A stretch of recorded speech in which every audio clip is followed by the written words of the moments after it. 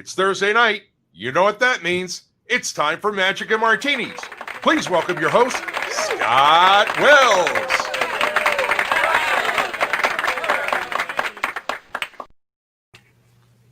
And hello. Happy Halloween, everyone. And I'm so glad that you came here. I'm wearing my mask tonight in honor of Halloween and drinking this is an interesting martini. This, as you see, is what's called it looks rather bloody at the bottom over there, actually, but this is what's called a candy corn martini. If you'd like the recipe for this, I'll be glad to share that with you. Let me just give this a taste. But first, I think I'll be safe enough from here to give this a try. I think you'll like it. It looks great and tastes even better. Not too sweet, not too bad. Well, let's see kind of what we got going on over here. Got a few people, I think, who are already coming into the room. Want to welcome, John Custard. Hello, Custer, Mr. Custer. Hello from Michigan. Glad that you are here then joining us tonight for this. We are in a very unusual and strange time, as you know, whenever that we are here from the this Halloween season. This is something that is different for all of us because usually we're kind of busy. This marks the beginning of the season, if you will, because you have some shows around Halloween, because Halloween, of course, marks the anniversary of the death of Houdini, who died in 1926. On Halloween, and then this also is National Magic Week, culminated on the 31st by National Magic Day. And many mayors and other people have said that it is the national, rather designated it as such. Hey, my son Nick is here. Hey there, Nick. Glad you're here. Yep, I'm excited for the lineup tonight too. That's going to be great. Looking forward to these guys. And hey, Gene, glad that you are with us here as well. And that, as I was saying, that this kind of the beginning of the season, because then we get closer into Thanksgiving. And of course, Christmas holidays keep everybody very busy. But there are a few people who are particularly busy during the Halloween season because it's the spooky season. It's a time whenever that we're going to be doing some seances and all, as well as stuff. There's my other son, Sean Wells. Howdy. Of course, he's from Texas A&M, so that's what you say. And there, of course, Dave Elliott, who was with us a couple of weeks ago, then with Richard Turner and Monty Gilbert. Dave Elliott, howdy. I look forward to tonight also. Todd, you did a fantastic, on the Collector's Corner. It was really good. And Phil Mann, also, thank you very much. Happy Halloween to you. You're drinking some rum tonight. Well, again, a little bit of vodka in this, actually some whipped cream vodka in this candy corn martini. So we have that going for me there as well. Oh, and this mask, by the way, this is something kind of cool that whenever I was talking with David McGee, who was on a couple weeks ago, had suggested this because whenever that you're going to be performing on stage, you need to wear a mask. That way they can see your smile, they can see your face and everything. This is, if you'll just do a Google or just go to Amazon and you do a search for restaurant face shield. These run about $10 for a dozen, basically fairly disposable and very nice. Let's see who else we got here real quick. Harriet is there also from Michigan. Hello. From Michigan, comedy hypnotist Jack Freilich. Then also great. And Nick Lewin. Hey, you're in Austin. Hey, everyone. Looking forward to the Castle Halloween show, Todd. Yep, Todd's going to be doing that this Saturday night. We'll talk about that. And Joshua Stencap down in Florida. Hey, buddy. Good to see you here then, too. Let's get this party started. We got some really great people I need to bring on. And the first person I want to bring on is someone who has been a partner of mine for a very long time, who actually worked with me doing a seance. Now, this tells you a little bit about what we were doing.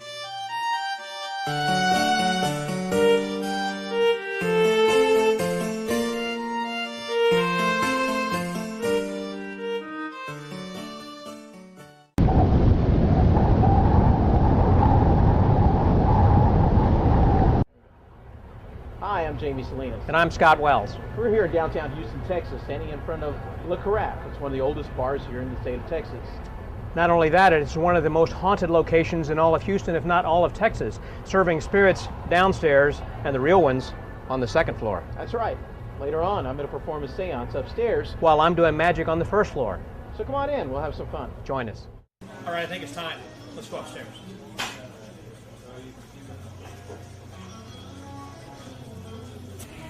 Well, now we're upstairs. This is where it all happens.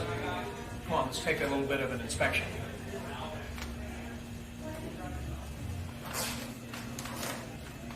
Scott, if there's something walking around, we definitely can hear it with these creaking floors. Well, I should say so. This is awfully loud in here. Then again, it's over 150 years old in here, Jamie.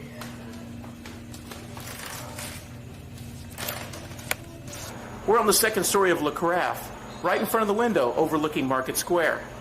This is where people have actually seen an apparition staring out the window into the street below.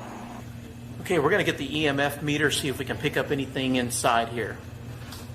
Looks like there's not much energy around here so far. Let's take a look and see what else we can find.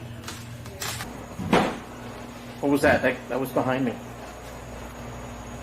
Is there anyone here? If you are here, give us a sign. Let us know your presence is here.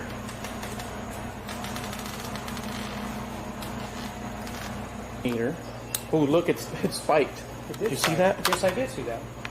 Spiked like 2.4 or something back down. Okay, let me see if we can get it to do it again. That's weird. That was very weird. That is strange. We just experienced a spike on the EMF meter. I don't know if you guys could see that. That was incredible. I mean, it was just a big spike. What was that?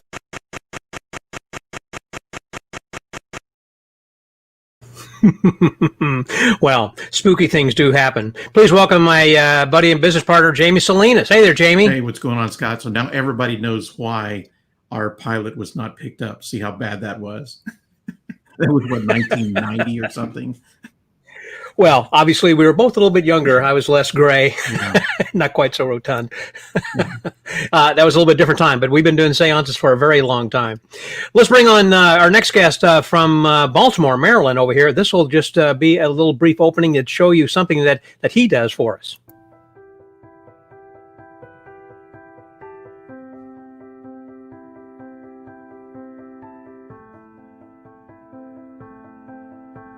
All right, we're gonna.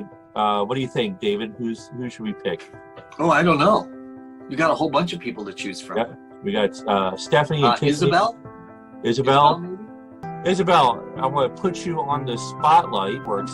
Okay. All right. I want you to do me a favor. Put your hand up to your camera. I need to see your fingers spread out like that. All right. You can see my little camera right there. Good. I want you to move it just a little closer.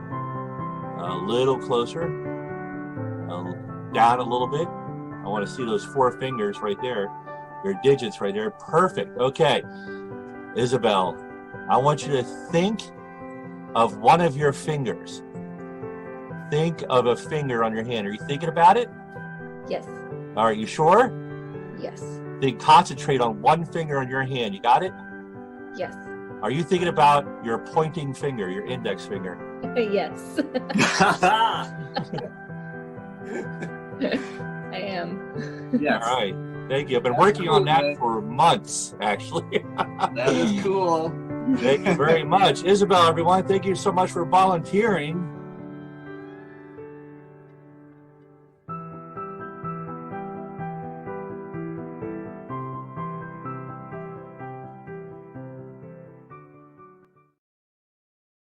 Wow, that was pretty cool then also. Please welcome my next guest, who, by the way, was the person who was featured on last week's episode of the Magic Word podcast. Please welcome from Poe's Magical Theater there in Baltimore, Maryland. This is Vince Wilson. Hey there, Vince. Scott. Thanks, Jamie, for having me on. Appreciate it.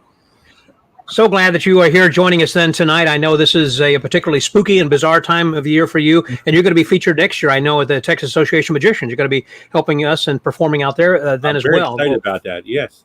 Yeah, we have a bizarre night thing. Usually we've been doing this for years, starting at midnight. We'll get into that a little bit later if we had some time. But let me bring on the fourth guest and round out this happy quartet of us. And this is someone who happened to have a little bit of time on his hand then this evening, and I was fortunate to get him.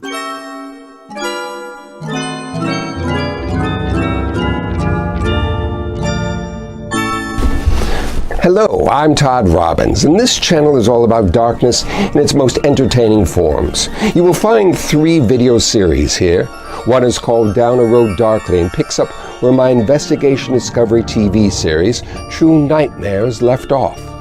It's a very simple and unsettling little travel vlog. I will visit places with a sinister history and tell you all about the nasty things that happened there, and do so in the most joyously disturbing way possible. Another series is called Deceptionations, and I will be doing it right here in my cluttered inner sanctum office in my Hell's Kitchen, New York home. I will be telling you a number of true, disquieting stories, much along the lines of my Abnormalcy podcast. I will augment the telling of these narratives with a performance of a little bit of magic that will tap into the thematic elements of these tales.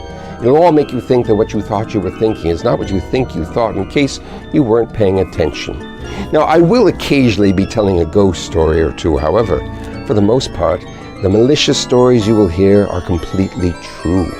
The reason for this choice is that, well, when you're told a ghost story, though it might send a chill up and down your spine, there's always a little voice in the back of your mind that tells you it's probably not true.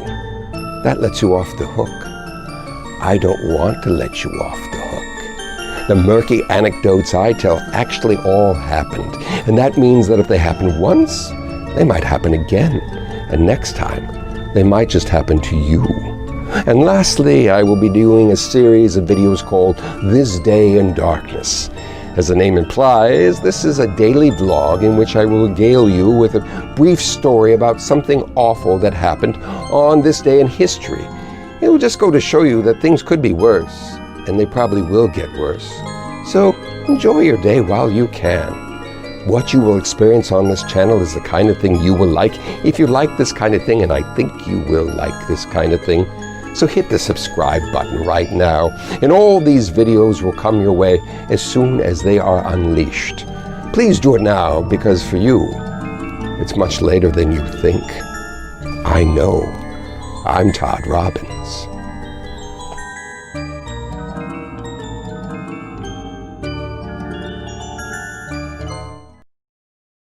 I don't know about you, but that's just listening to that kind of gives me goosebumps. Just so, please welcome my friend over here from New York City in Hell's Kitchen, Todd Robbins. Hi there. Hi. Yeah, that guy can talk. He will never shut up. It's amazing. I know. What are you shaking up there? Just a little butane. Little butane. I feel much better now. All right. I'm glad it came out that Yes, I know. It does make you a little gassy. The little rye chaser there. Ooh, refreshing. A little bit. So, Vince, what are you drinking there this evening? I see you got some sort of a green concoction. Yes, we'll call it an apple teeny. I'm not gonna. An apple teeny. That looks delicious. I like teenies. And Jamie, I think that you said that you have some sort of a cocktail there. Actually, I do. If you can cue the Stevie Nicks music, I've got a mocktail, but I'm about to change it into a cocktail because I found in the bowels of my refrigerator freezer some Crystal Skull Head vodka. So this is what I'm drinking. Perfect for the evening. Have you any libation there, Mr. Robbins? Yes, I'm drinking rye. Damn it. That's the way we can refer to rye. It's all the boys drinking whiskey and rye. I guess this will be the day that I die. Cheers to you all. Glad that you were all here then this evening. And may I just toast to one of our elder statesmen of magic is in attendance, George Schindler, the one and only George Schindler, the dean of the Society of American Magicians, George Schindler. There you go, George. Yes. To your health. To your health, indeed. Thank you, George, for joining us over here then this evening. He is indeed a great guy. He's wonderful. I appreciate you being here, as I do appreciate everyone else being here then as well. This is, again, going to be just kind of a very fun evening. I am wanting for us to talk about a few things like some scary stories. I know that we've got a few in mind, and also I would like to perhaps maybe to share a little bit of some ideas for podcasts that might be scary, or perhaps something that might be maybe on the a good movie that someone has seen or might think would be pretty appropriate for this season. And I know that, for an example, Todd, that you've been, of course, telling a lot of stories on your channel. The little video that we showed of the promo did talk a little bit about subscribing to your channel and to your podcast on abnormality. And that's usually updated monthly, but I haven't seen anything since August. So I guess you've been busy on some of your other projects. Yeah, well, I'm the laziest man in show business. And I'm a master procrastinator. And you know what they say about procrastination? Well, I'll tell you later. So, and invariably things get kind of in the way. I've actually was having a few computer problems and missed a couple of days of my daily vlog. I've done like 3 months of it. And it's just the bad things that happened in the past, kind of interesting, dark trivia. And like I said, having some computer trouble. And then I left town. I actually did a comedy and magic club in Erie, Pennsylvania. I did a live performance. I don't know if any of you remember what that is all about, live performance. But there's a new club there called Keller's. And it's named after Harry Keller, who was from Erie, Pennsylvania. And it was a comedy club. It's called JR's Last Laugh for many, many years, decades.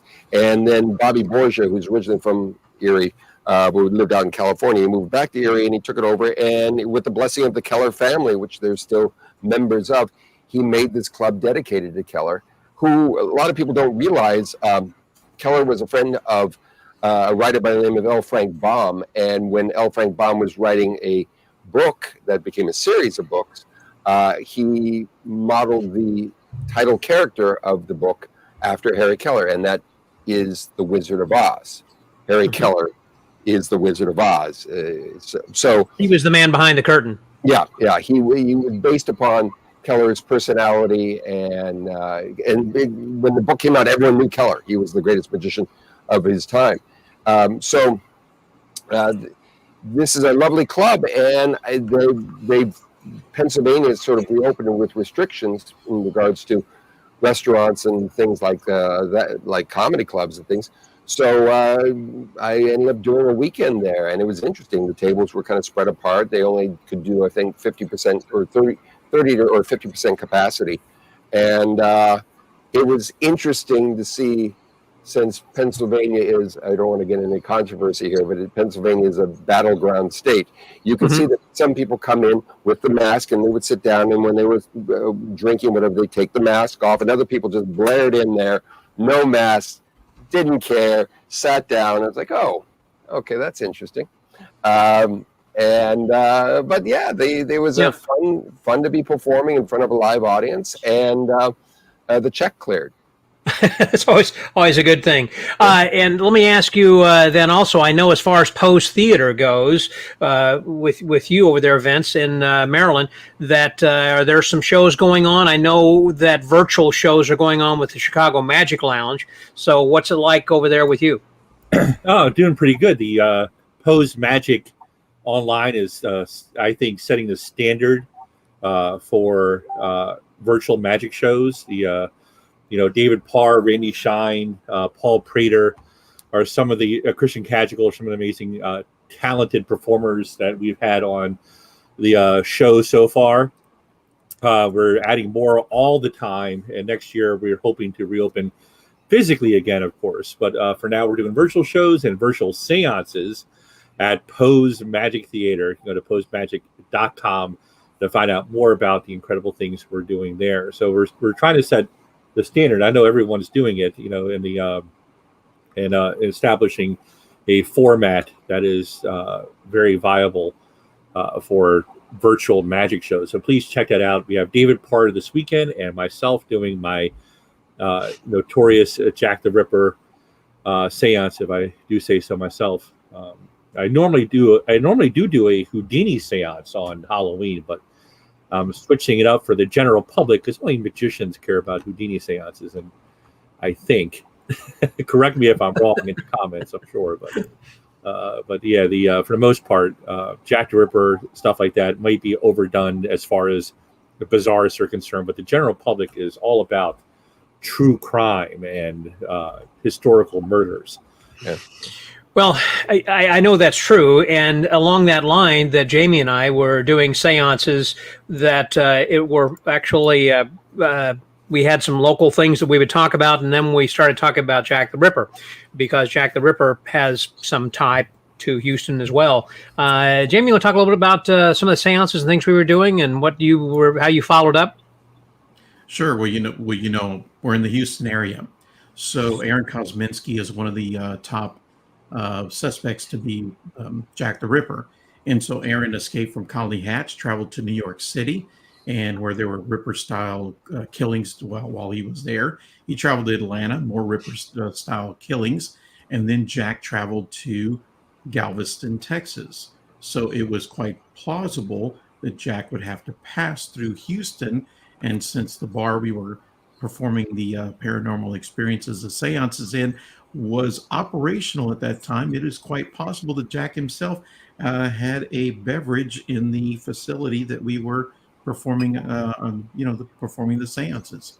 So that was a pretty big stretch, but hey, it was plausible, and it was a fun way to tie everything in. And the Jack the Ripper seances they were pretty popular with us. Mm-hmm. They were, and that was something that we had. But also, one of the things that I thought was interesting, that we had created a whole show out of cloth. Basically, it was out of whole cloth, or however that saying goes, in which that we were asked to do a seance and over in the Heights area, which is a suburb of downtown area.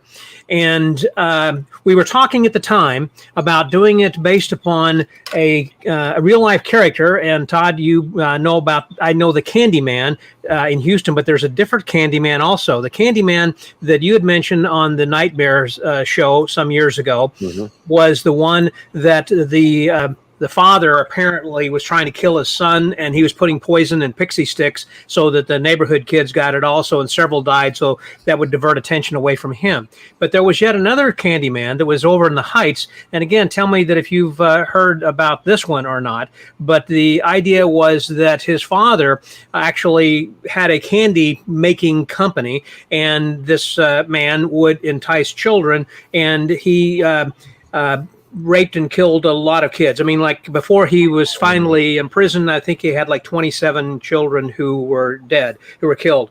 And it's a small community. So it was done back in the 1970s. So it wasn't that long ago necessarily. And so we were going to be talking about this, since it was a real life kind of thing that happened in the area. And then Jamie and I started thinking, and Jamie said, that might be too close to home, quite literally, and too near in time.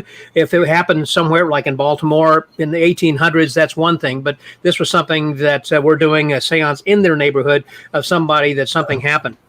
Really, and there could be some people who might actually have known the people who were involved with that story, and it might be too close to home. So let's create another story. Well, I was encouraged by Wiseman, what's his name, from England, who has the book out on paranormal activity.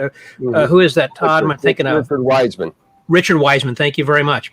So Richard Wiseman had a great book, and one of the things he was talking about is how he had created this ghost story about a sailor in this area in the docks who was killed and came back to life, and he was haunting things. And he would tell the story a couple of weeks at the bar, and then when he would come back, other people were telling the story, and they were adding more things to it. So we got the idea, perhaps if we would go onto a Facebook page, create a character, and let the social media build on that and create its own character. And Jamie, I'm going to let you take that over from there.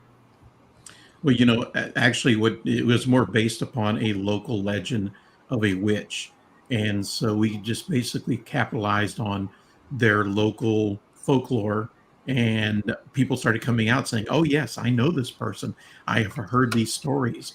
And I was telling Scott the other night that this is very much like the Hispanic culture and other cultures. Like, for example, me growing up, there was La Llorona, the lady in white, who would walk the night looking for children. And the story for me was that she tied her children to a railroad tracks, and the train ran over the children, and she changed her mind and killed herself. So at night she looked for children. They're still awake, and we could hear the train whistle at night. And so we're scared. We got to go to sleep. And my wife lived by a lake, so the lore was based upon a drowning. So we kind of capitalized on the local story of being a witch and ran with that, and people just started filling up the webpage with a lot of stories of, oh yes, I know about this witch, and there's a tree where there's a carving where she actually carved her initials with her love interest in there. So it just took on a life of itself. So I was going to ask again that if Todd, you were familiar with that story as far as the Candyman. Was that Dean Coral? I think that's how you pronounce it. I think that was his name. Wow, you're pretty good. Yeah. Yes.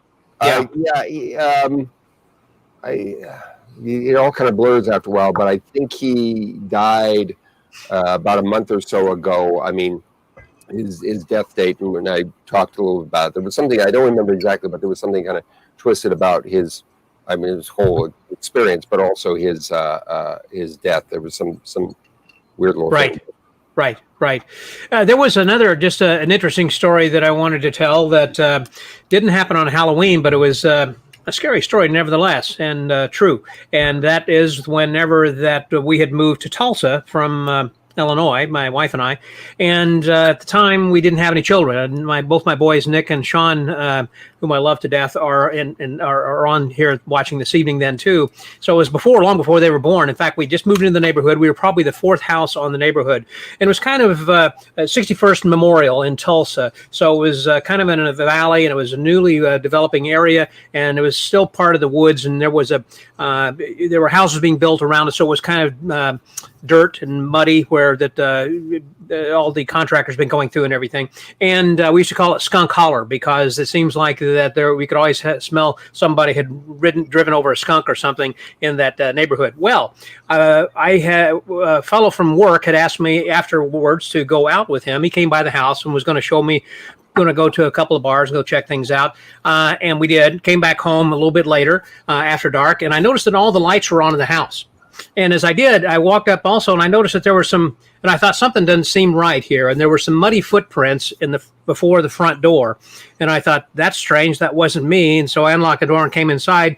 And my wife was kind of huddled in the corner in the living room. And I said, what happened? She said, well, shortly after you left, and I mean within about 5 minutes, that I noticed that there was a shadow at the door because we had a stained glass window front door, and she could kind of see this shadow and thought perhaps that I had come back and she was going to open the door and let me in. But then she thought, well, he's got a key, and then I'll just wait for him to open the door.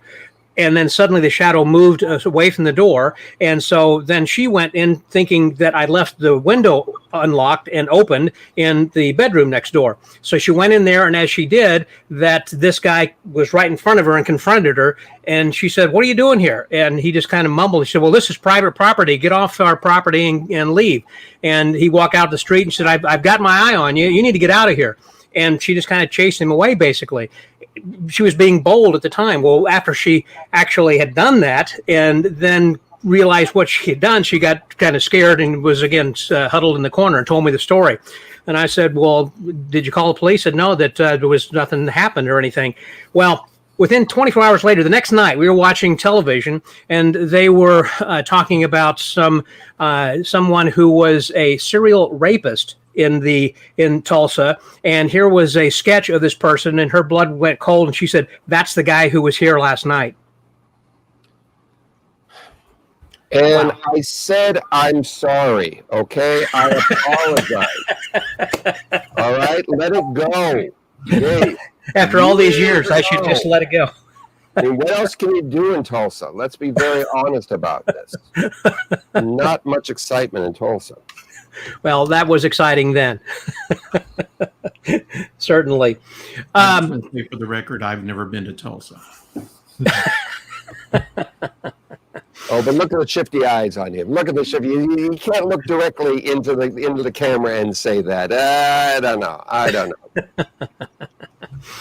Someone had asked, John Pullum had asked about the Candyman. Does he make the sun rise and sprinkle it with dew? No, it makes the sun go down and sprinkles things with blood. Oh, okay. Got it. Okay. That brought things to a grinding halt, didn't it? Yes, yes. It did. Speaking of which, let me ask: do you know any cool stories over there? Vince, can you fill us in on something that perhaps that you tell people about what's going on at Edgar Allan Poe? Well, I did a spot years ago for the Discovery Channel. We did a paranormal investigation, and also I was less gray and trimmer at the time as well. It was I think it was 2000. I want to say 2006. We did an investigation of the Edgar Allan Poe house. It's around the time I was doing the original Poe grave ghost tours in Baltimore City at the time. It was a lot of fun. I started doing them again last year when we reopened Poe's Magic Theater in Baltimore, and the Poe's. It starts at the Lord Baltimore Hotel, ends at Poe's gravesite. Is how unfortunately the house is a little too far to walk all the way over there from the hotel, but the gravesite is within reasonable walking distance. That was a lot of fun. Some creepy things happened, squeaky floorboards, and some people saw in the security cameras strange balls of luminescent light floating by the cameras. As far as personal experiences, definitely the strangest thing that ever happened to me was a investigation we did years ago at the Waverly Hills Sanatorium in Louisville, Kentucky. Some people call it the most haunted building in the world. Wow. And yeah, that's right. And we had a situation there where we were investigating for 5 hours straight. We'd gone from floor to floor to floor, and finally on the third floor, an investigator locally told me, they said, you have to shoot a laser pointer at the end of the hallway. He wouldn't tell me why. He would say, just do it. Just do it. Thank you very much. The Fez got this at Historic Emporium, I believe is what the website is. But anyway, we were on the third floor of the Waverly Hills Sanatorium after 5 hours in investigating. We were told by a local investigator to shoot a laser pointer at the end of the hallway. And these hallways are extraordinarily long, at least 60 feet in length, 100 feet perhaps. We were aiming a laser pointer at the end of the hallway, and there was from the far end, and we could see the dot just slightly at the end of the hallway on the wall. But after a while, as our eyes started to adjust, after several minutes of doing this with all the lights off, there's no lighting, no electricity on this floor, we started to see a flickering in the laser dot. It started to double, even triple a little bit. There was a haze of red light from the laser pointer. This is before those green laser grids were popular in the ghost hunting shows. And after a while, we realized we could see what we thought. I can't remember who said it first, but someone said, "You see that? It looks like someone's walking toward us." And there was a figure with shoulders, a neck, and a head. And it was getting closer and closer. It was 50 feet. It was 40 feet, 30 feet away, 20, 10. It was about 12 feet away. And I said, turn the lights on. And it was gone. Now, every once in a while, of course, someone asked me, why did you turn the lights on? Why didn't you wait to see what happens? My answer to that is, why don't you go there and see what happens? There have been no reported deaths at the Waverly Hills Sanatorium, but I did not also want to be the first to find out. So yes, we turned the lights on, and it was gone. But that was one of the scariest experiences I've had. The Lord Baltimore Hotel, where Poe's Magic Theater is, also haunted, and we do seances there, and we will be continuing to do seances, but now just virtual ones. Hey, Van. Well, that does remind me then also about when we were Jamie and I were looking for a place to hold a seance, and there were a few haunted places near downtown or in downtown. And so we had decided upon one that was particularly haunted. And Jamie, do you want to talk about that a little bit there? You mean that point when we actually? Well, yes. The fact that one of the things that we had that happened to us while we were actually checking things out when we heard something. Sure. And while you're doing that, I need to get a cord for my my laptop. My battery's starting to go bad. Go ahead. Okay, that sounds good. Also, hey, Vince, before I jump into the story, sure. I was expecting you at the end to say that you were going to shout to your partner, "Get her." Yep. Get her, Ray. There, get her Ray. That's it. That's it. So anyway, what Scott is referring to is that building Le Carafe where I did the seances for a number of years. We actually did an investigation. We walked around, EMF meters, audio recorders, infrared cameras, all the whole 9 yards. So we went through the whole process, recording and everything. We really weren't expecting a whole lot, but to be honest with you, it was creepy and it was scary. And so Scott and I are in this bar, and it's a Sunday night, and there is no one in the bar other than the bartender, myself, and Scott. The bartender says, "Hey, I'm going to be outside smoking a cigarette. So if you need me when you come down and you don't see me, I'm outside." And we're like, okay, great. So now we are the only two people in this whole building. So we are on the second floor. We've got the camera, we got the EMF meter going, and we're asking if there's a spirit here to give us a sign, all that kind of stuff, your typical ghost hunter activity. The EMF meter goes off. I was using actually a real EMF meter, not these little toy K2 meters, which are great for pseudo ghost hunting. Anyway, so we're walking around doing all this kind of stuff, and my video camera went from 80% battery to 0. It just died. And as soon as it died, I had asked, is there a spirit here? Can you identify yourself? Make your presence known. Battery dies, camera shuts off.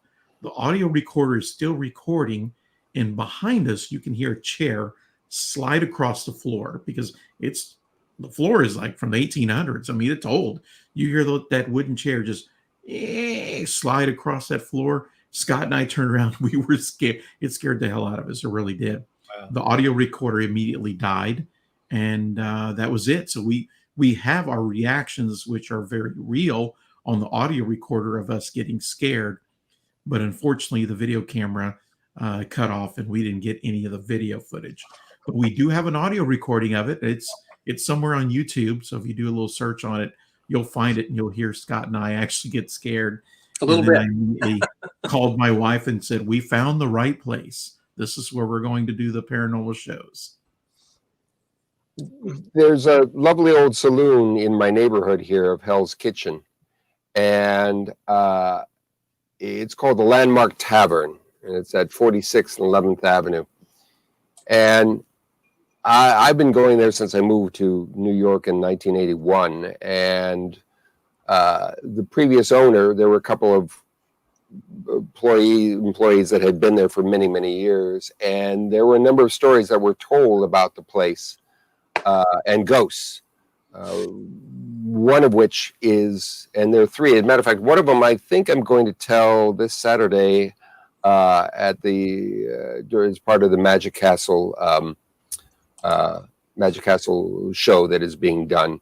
We're doing a Halloween show for the Magic Castle. They do a show every Saturday night. It's available to the public. If you're a member of the Magic Castle, it's free.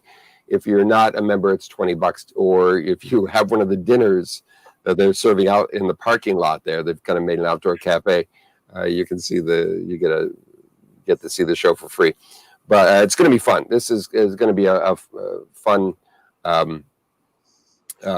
It's going to be a little different than I normally do on Saturdays, because I've invited a bunch to do like one little piece, including Christian Kajical and a number of other folks.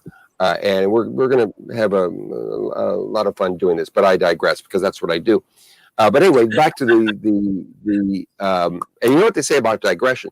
Well, I'll say it later. Which reminds me of something else. The Landmark Tavern is this wonderful place. Yeah, it was wonderful place. Opened in 1866, and it is the last of the old Hell's Kitchen saloons. And I've heard a number of stories through the years about various things that have happened there.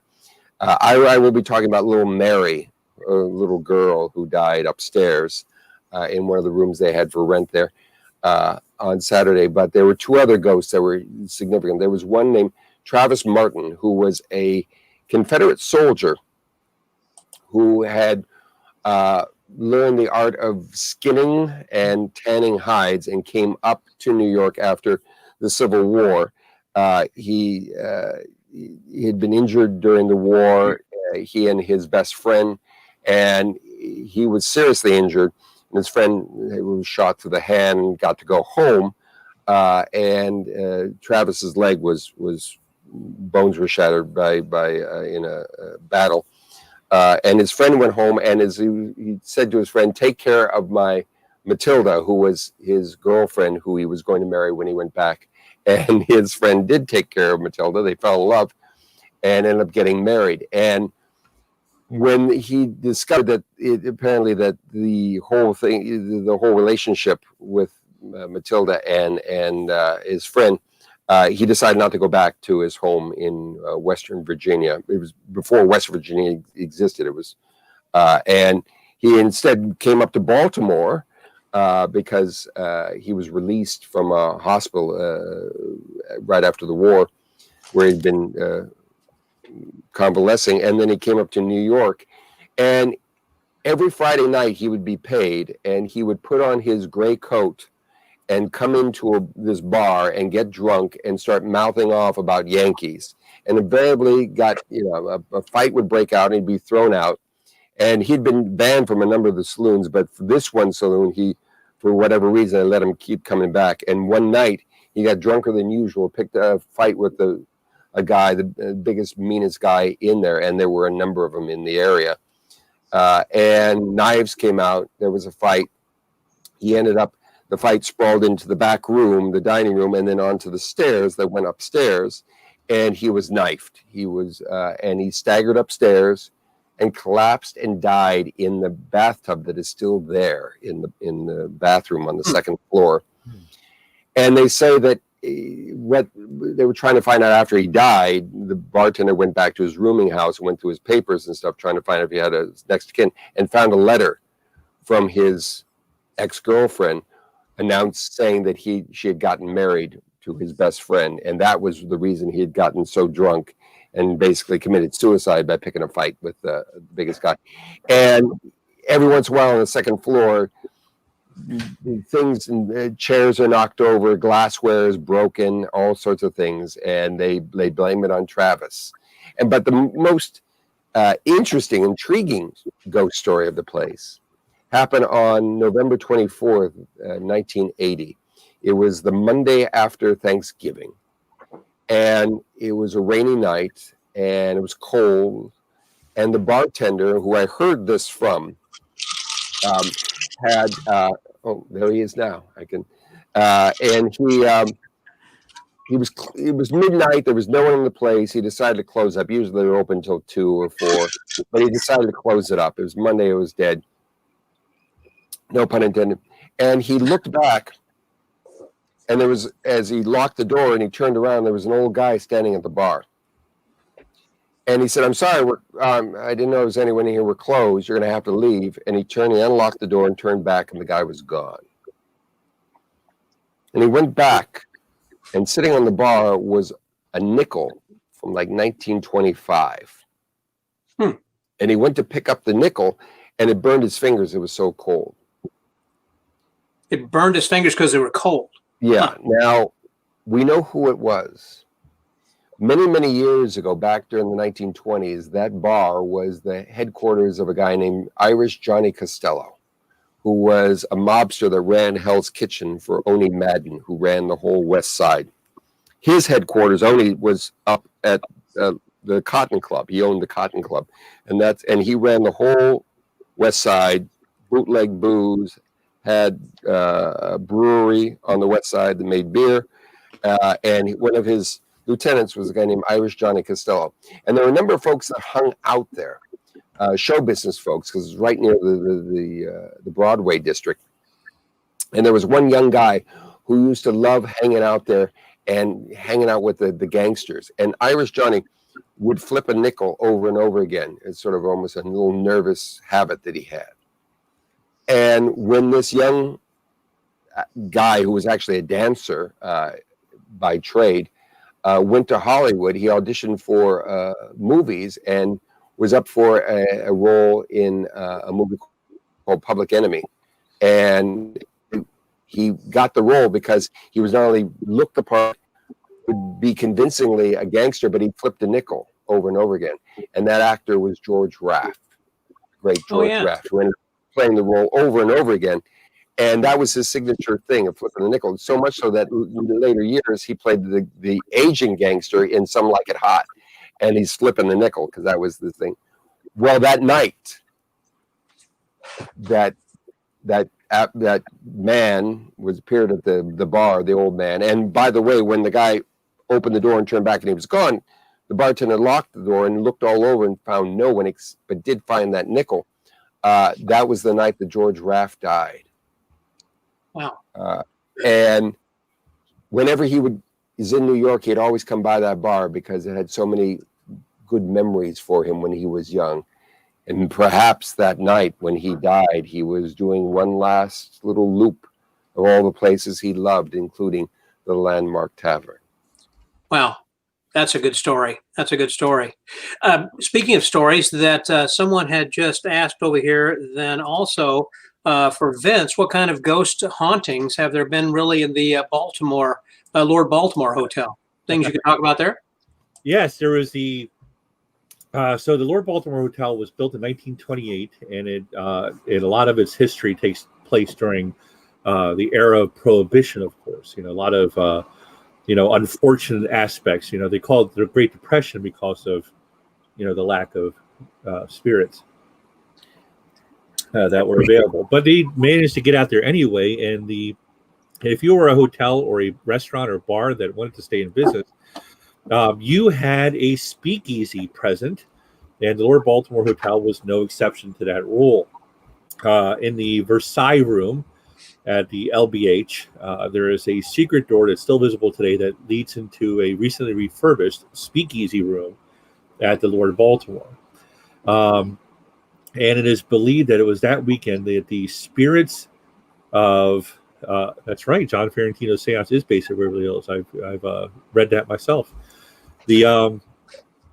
Anyway, it is believed that the parents of the most famous or infamous spirit at the Lord Baltimore Hotel, Molly, actually haunt the hotel as well. In the Versailles room, they could be seen dancing in there through the crack in the front doors, and you can see the silhouette of the dancing couple. But when you fling the doors open, the couple disappears. You can hear piano music in the speakeasy even when it's empty. And Molly and her parents were also said to haunt the most haunted floor in the hotel, the 19th floor. There is a walkway out there where they walked to the open air area, a platform where you can see the city of Baltimore from the hotel, and they have outdoor dining there now. But it's believed that in 1929, Molly and her parents walked out to this area, walked up to the ledge, and I like to think that her parents told her, "We're going to fly. Would you like to fly?" That's what I like to think her last words that she heard, and they closed her eyes and all at the same time stepped off the edge. 7 seconds, by the way, in case you're curious. That's how long it takes for that last trip. And as Molly haunts the 19th floor to this day, you can hear her bouncing. For us older people, you may remember the unique sound of a bouncing rubber ball. Sure. And everyone here thinks the younger people might think they know what that sounds like. They do not. It's all plastic balls today. It's artificial rubber and that sort of thing. But you can hear that unique sound of a real rubber ball bouncing in the hallways, and the tapping of little heeled shoes on the floor. Even though they are currently carpeted, at the time, the floors were marble on the 19th floor. But you can hear Molly's, and you can just sort of catch the heel of a shoe around a corner. There's never been really good pictures of Molly, but there has been some blurry images you might be able to find if you Google it later. Wow. That's great. Oh, by the way, since you sort of brought it up, since dark history is kind of my thing, today, the 29th of October. What happened today on October 29th? Today and October 29th, what happened? It's the 91st anniversary of Black Tuesday, the crash of the stock market. Yeah. That plunged us into the Depression. It's also the death of Anton LaVey, the founder of the Church of Satan. So to the Reverend LaVey, I raise a glass. Well, of course, then on that crash, on that deadly day, there were a lot of people who jumped from their office windows to their Yeah. Yeah, it ruined lives fiscally and literally. Some people just couldn't go on. There was no hope after this day. Right. Thankfully, we never had another bad year like that again. Yeah, never. It's all been uphill. Yeah. All been uphill from there. Well, can you give us a sneak preview then, Todd, of what's happening then tomorrow? What's interesting is of course Halloween itself, because you mentioned Houdini, but there's another guy who what is the year? We actually did this his story, and it's very easy to kind of laugh at him. His name was Joe Burris, the amazing Joe Burris, and he out in California. He in Bakersfield, I believe, and it was like 91, 92, something like that. He wanted to be Houdini. He wanted to be the embodiment of Houdini, and he would do escapes and do shows, and he had this really grand idea. It was a very bad idea, and yet he thought it was the greatest idea ever, which is he was going to do a buried alive escape. Yep. He was doing it at a miniature golf park in his home, and he was going to do it on Halloween, and it was on live TV. And he had a plexiglass coffin made that at a press conference he was showing. People said, "Is this going to be strong enough?" He said, "Sure." And he jumped up and down on it, and it cracked. Is that the guy who used super glue? Yeah, and he super glued it together. Yeah. And his idea was to not only be buried alive, but also have cement, because he had timed the hardening of cement, and he thought he could get out of the things and get out and claw his way to the top. But he didn't take into the factor of how heavy the cement was. And the footage is gruesome. It is. Yeah. You see the cement go, and then it just sinks down about the same width as that coffin. And the amazing Joe Burris was no longer. He wanted to be remembered, and he is, though not for what he was hoping to be remembered for. It's a very sad tale there as well. Yeah. Now, a lot of these things have been made into movies, in which the movies are based upon these truths. A lot of times you see a movie says based upon a real story, which means there might be some things as opposed to being a documentary. And then a lot of things then also are just some scary tales that have been told, like the Mothman or the Jersey Devil or whatever. Yeah, urban legends. Urban legends. That's what I'm trying to say. Exactly. There was one also, Jamie. Didn't you talk about that? So you were talking about that this afternoon. The urban legend depends upon where you live. Yeah, it's an old wise tale. It's in the Hispanic community, and I'm sure it's in a lot of communities. La Llorona, the lady in white, walks the night, and everybody has their own version, depending on what ethnic background you have. And again, for me, because I live near train tracks, it was that she killed her children on the tracks, and so she would wander the night looking for children. Again, my wife lived next to a lake, and so the lore was that she drowned her children. But there's all kinds of different variations of pretty much a famous ghost story of a woman in white walking the streets. I think I dated her years ago. Well, Probably did.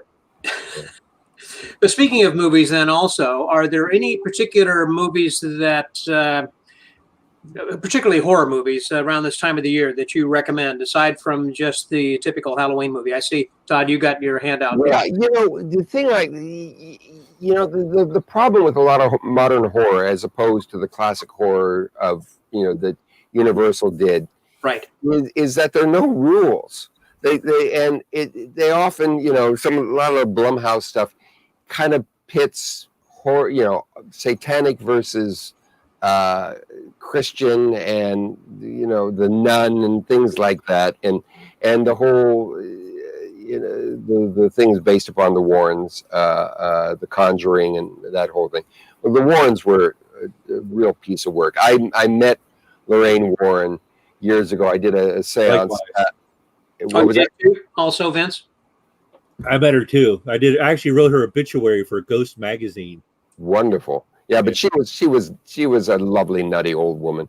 I did a seance at the Mark Twain house on the centennial of his death, I think it was, and it was. She was there, and she went on the tour of the Mark Twain house, and she was touching everything, and just took over the tour with her vibrations that she'd pick up on. But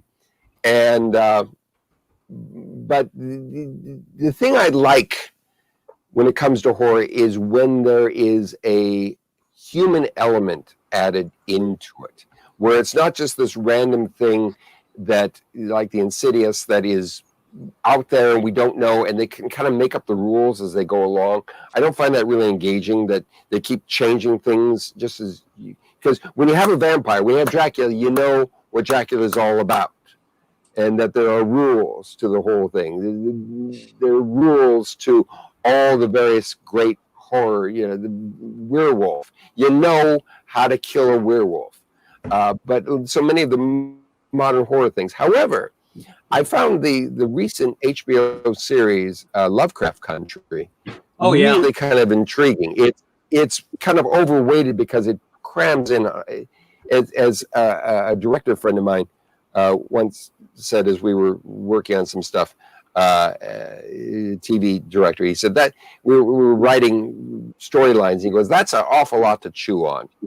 And there needs to be sort of a clarity so you can kind of follow along and not get taken off into areas that are extraneous. And there's a lot of that because they pull in a whole thing about 1950s racial tensions, which ties in directly to the storyline. And yet it also, like, there's certain moments I was like, where are we going? Where are we going with this story? And yet there is that natural element, there's that human element that is kind of driving the paranormal and supernatural element of the thing. And I like that because you don't get you can't create anything supernatural that is any darker than what has really happened by real human beings throughout history. Just study witch hunting for a moment, and the mind boggles at how dark we are as a species, as a civilization, as a culture. I think I see what you're saying, and I really enjoyed what I've heard. We've been friends for a long time and had a lot of interesting conversations. And one, I remember that you were just talking about this last Sunday night on the Collector's Corner that I really hadn't thought about, and that really resonated. And that is that, like with Play Dead, that you and Teller had produced, is how that it was a ghost story, but it's it's something that really could happen. And the stories that you tell, it's like this has happened and it can happen again, just like we're talking about on your YouTube channel that I played the promo for there a while ago. And when you stop and think about that, that is really scarier than a scary movie, because scary movies, it's CGI or just for fun or whatever. But if somebody really did this and the kind of stories, that could be your next door neighbor that you don't know about till he just goes off the deep end. Yeah, one of the upcoming episodes of Abnormalcy is going to be called They're Still Out There. And it's about the serial killers that are still out there. They're the ones we know about, ones that were, through whatever reason. There was one guy who was known as the Butcher of the Andes. And he went through the mountains and he killed a lot of the indigenous people. And we think hundreds of people that he murdered through the years. And the natives captured him, were going to kill him. But a missionary came upon them and said, please, we must do the right thing and contact the authorities and not take the law in our own hands, which they did. And the authorities arrested him, took him off, and then a week later released him. And he's been convicted and released over and over, and he's still out there. And there are a number of incidences of people that are still out there. And that's just so wonderfully terrifying that they did these terrible things, and they may be coming for you next. I like what you say. Wonderfully terrifying. That's Oh. that's true. Someone had just asked also, do any of you have any horror Christmas stories? Anything come to mind like that? Well, I know this season, as many seasons, I will end up spending the holiday with my relatives. It's Why hard. is he saying what I'm thinking out loud? And Hey, people ask why I drink. Relatives. Yeah, well, the weird thing about it is, forgive me, in that wonderful song, the most wonderful time of the year, the Andy Williams song, the most wonderful time of the year, it goes da da da da, and scary ghost stories, and you're like, what is he talking about?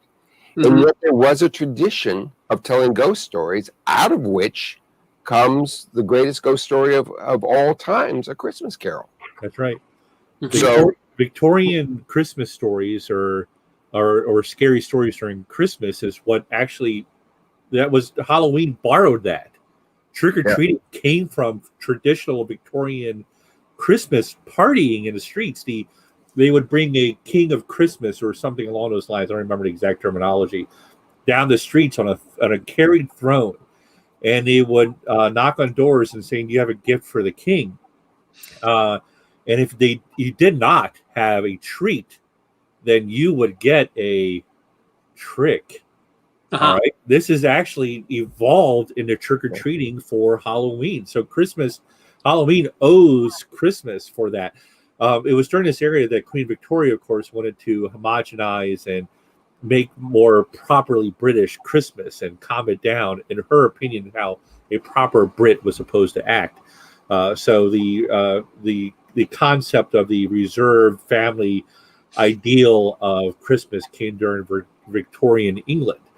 But as Todd said, that it was A Christmas Carol that really drove home the idea of spooky Christmas with Ebenezer Scrooge and Marley and the other ghosts and that sort of thing. Because to be perfectly honest with you, Charles Dickens knew humanity better than most people did. He knew that for a person to change, to truly be a better person, you need 3 ghosts or 4 to visit you on Christmas Eve to make that happen, which is a reflection of what he thought it would take for a person to actually change their bad habits. Was that something that was based upon an old story? In other words, was the Christmas Carol based upon just a bunch of tales that he put all together, or was that all just from the figment of his imagination? It was, most of it was from the figment of his imagination, but some of it came from the Dante's Inferno, the Divine Comedy, the concept of limbo.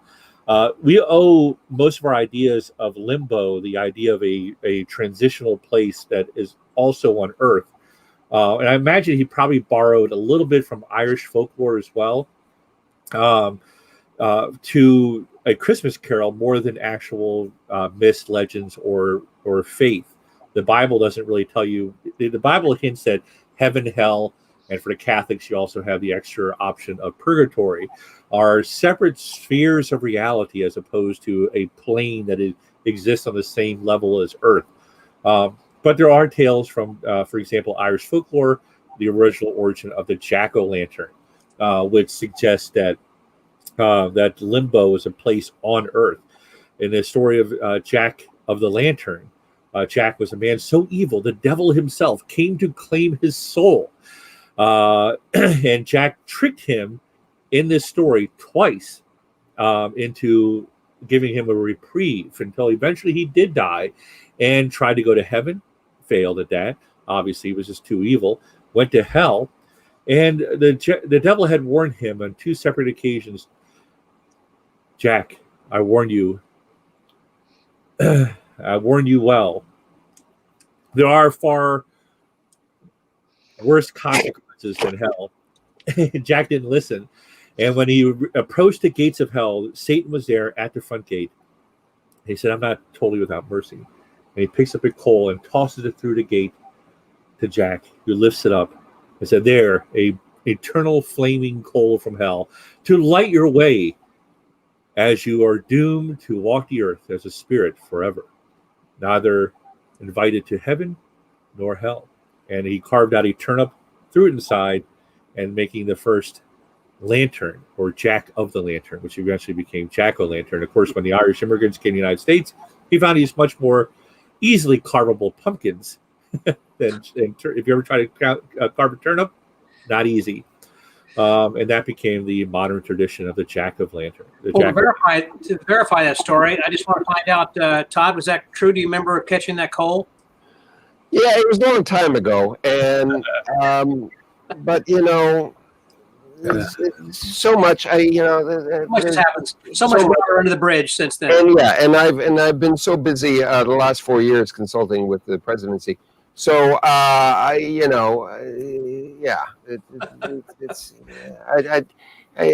really would not like to answer that without my lawyer present. Consulting first. Yeah. Jamie, anything you add? He's already at hell, though. Yeah, I have a question. Why hasn't anybody brought up the Krampus? And that's that's a German type of course. deal. I mean, Krampus. Krampus is great. You know, it's funny because people celebrate Krampus in their parades. There's one in Philadelphia, and there's all throughout Europe. And Krampus comes once a month to my house, and but she's not watching, fortunately. So, but yeah, I mean, it is. There's just so much darkness out there, and you can any of the kind of lovely, fun holidays throughout the years. You just scratch the surface, and there's something dark underneath. Whether it be Easter, St. Patrick's Day, let's not even get into the American holidays like 4th of July. But there's always just darkness underneath, and people kind of repress that, and that's the thing that's why I do what I do. I like bringing it out so that acknowledging it's there, because if you don't let it out every once in a while, and that's what the great thing is about this holiday, about Halloween, it gives everyone a chance to let the darkness that is within us all out. For a moment to play. And for many people, it's the opportunity to dress up and pretend there's someone they're not. And for others, it's an opportunity to show the world exactly who they are.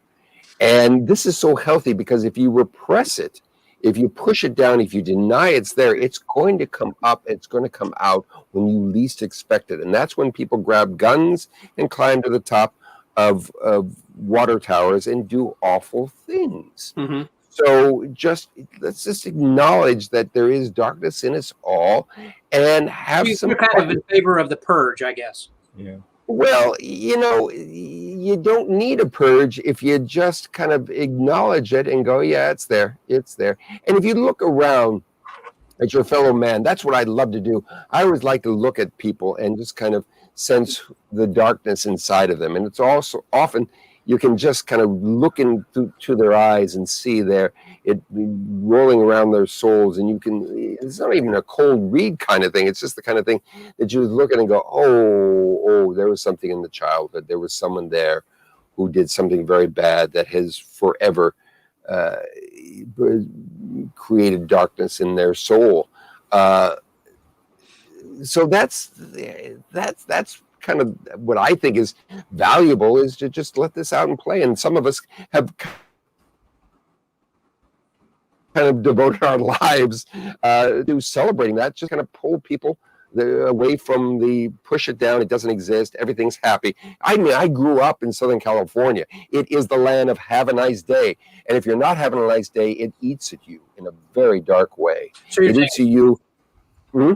So you're saying that it's better to celebrate darkness in a way all the time rather than dumping it just on one day of the year? Yeah, I think so. Just know it's there. Just know it's there. Maybe not celebrating, but recognizing, perhaps. Because when you can control it that way, when you go, okay, I have these urges, I have these desires, I have these thoughts. All right. As long as we acknowledge that and not fight against them, it's like a judo kind of thing, that you take the opponent's strength and use it against them and turn it around. It's the same thing with darkness. Just celebrate it every once in a while and just know it's there. Just know that it's there. I think it's the adrenaline rush too, from being scared, that kind of thing. And I brought up Krampus because Krampus is totally new for me, and everything that I see the images is this devil-like creature carrying these children with chains away, and I'm thinking, well, is this the German version of La Llorona, the White Lady in White? The folklore that I was talking about in the Hispanic culture. And there's a reason it resonates through so many cultures and pops up there, because it serves a purpose. And there's a real cause and effect to all of this. Be good or else. Yeah. By the way, Todd, what you said earlier about accepting your darkness, Aleister Crowley could not have said it better himself.